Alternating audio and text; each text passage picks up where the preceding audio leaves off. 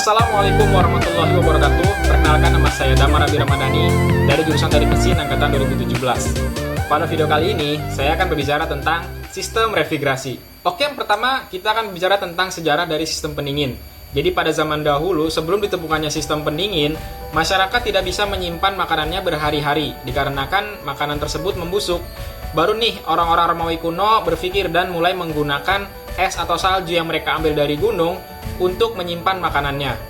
Nah, dari ide masyarakat tersebut, barulah teknik pendinginan ini mulai berkembang, yaitu tepatnya dimulai sejak abad ke-17, dimulai dari penelitian tentang pemantulan melalui efek panas dan dingin yang dilakukan oleh Robert Boyle di Inggris dan Mikhail Lomonosov di Rusia.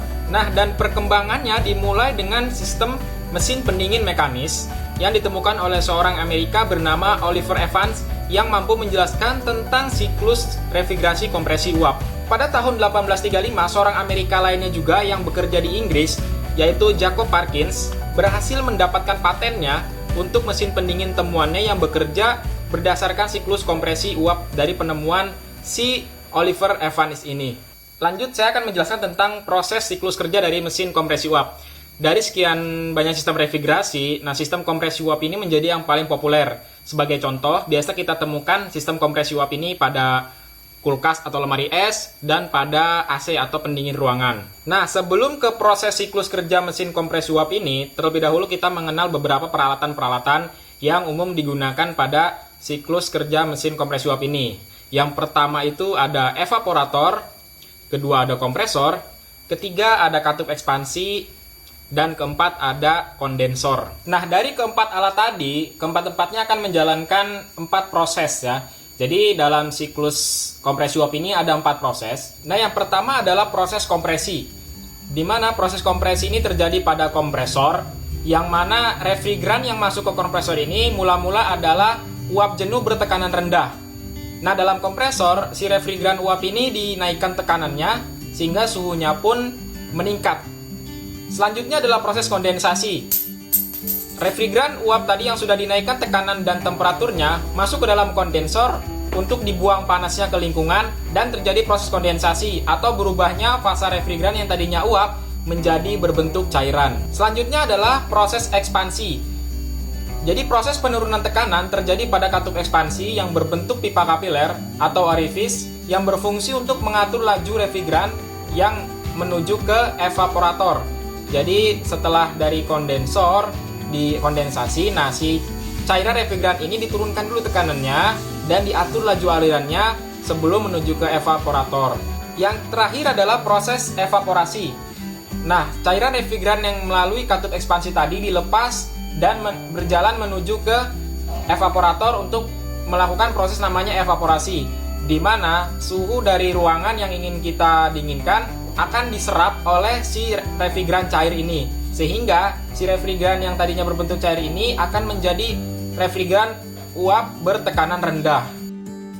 Nah, selanjutnya refrigeran yang berbentuk uap bertekanan rendah dari evaporator ini akan masuk lagi ke kompresor untuk dinaikkan lagi tekanannya, dan begitu sampai siklus tersebut berjalan. Nah, untuk lebih jelasnya, kurang lebih seperti ini gambaran dari sistem kerja dari kompresi uap. Jadi tadi ada 4 peralatan yang dibutuhkan, yaitu ada kompresor, kondensor, katup ekspansi, dan evaporator. Semuanya berjalan berdasarkan fungsi masing-masing dan menjalankan siklus yang disebut siklus kompresi uap. Oke, selanjutnya saya akan menjelaskan tentang diagram TS dan diagram pH pada siklus kompresi uap. Bisa dilihat pada gambar, di sini ada 2 buah diagram, yaitu diagram TS dan diagram pH. Dan di dalamnya sudah ada sebuah gambar, ada garis yang menunjukkan dari 1 ke 2, 2 ke 3, 3 ke 4, dan 4 ke 1. Oke, kita mulai dulu dari 1 ke 2. Jadi pada garis yang menunjukkan 1 ke 2, sesuai anak panahnya dari 1 menuju ke 2, ini adalah proses kompresi yang terjadi pada kompresor, di mana kita lihat T atau suhunya itu meningkat dan P atau tekanannya itu naik. Jadi sesuai dengan penjelasan yang tadi, bahwasannya pada saat proses kompresi ini, si refrigeran ini dinaikkan tekanan dan suhunya.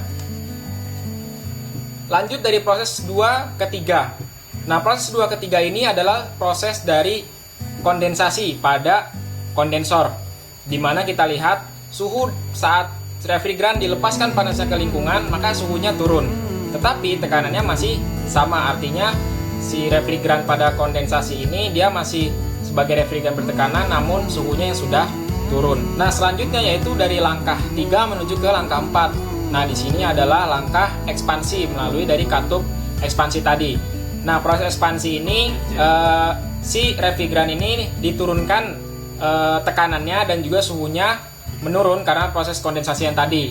Nah, dari katup ekspansi ini si refrigeran akan bergerak menuju ke titik 4, yaitu titik dari evaporasi. Nah, selanjutnya yaitu proses dari 4 ke 1, yaitu proses evaporasi pada evaporator. Nah, di evaporator ini terjadi proses disebut dengan isobar isotermal atau tekanan yang konstan dan temperaturnya yang konstan. Nah, panas pada ruangan nantinya akan diserap oleh cairan refrigeran yang bertekanan rendah tadi, sehingga refrigeran ini berubah fasa menjadi uap bertekanan rendah. Oke, itu saja penjelasan saya tentang refrigerasi dan juga tentang kompresi, tentang sistem siklus kompresi uap. Apabila ada yang salah dari kata-kata saya, silahkan tuliskan di kolom komentar untuk perbaikan saya pribadi. Semoga video ini bisa bermanfaat buat kita semua. Kurang lebihnya saya mohon maaf. Wassalamualaikum warahmatullahi wabarakatuh.